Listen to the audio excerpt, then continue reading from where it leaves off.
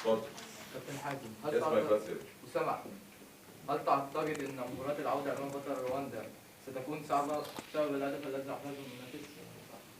طبعا اي مباراه في افريقيا هناك بتبقى صعبه. يعني احنا كسبنا قبل كده، كنا بنلعب جزيره الشادي هناك في القاهره وكسبناهم 7. يعني دور ايام فيرا. ورحنا هناك تعادلنا 0-0 وكان ماتش صعب جدا. فالامور ما بتبقاش بالظبط كده. فاي ماتش في افريقيا هناك بيبقى صعب، حتى لو كان النتيجه خلصت 3-0 الماتش كان هيبقى صعب. بس طبعا الجول اللي جه فينا هنا طبعا ده صعب الامور اكتر واكتر. بس انا شايف ان فرقه نادي الزمالك دلوقتي تيم تقيل واحنا مش فرقه قليله ان احنا ناخد الميداليه الثاني هناك. بس الفريق ده جماهيري، يعني جماهيريه كبيره جدا على فكره الروندي كمان هناك. انا عرفت ان هو جماهيرته واحد هناك. بس انا بقول لحضرتك ان اللعيبه مش انت الفريق بيلعب على بطوله الكونفدراليه ان احنا مش هنروح نتكلم الاثنين ودي مش هنكسب ان شاء الله. الحسن طارق فاروق، الزمالك حقق الفوز بثلاثيه على بطل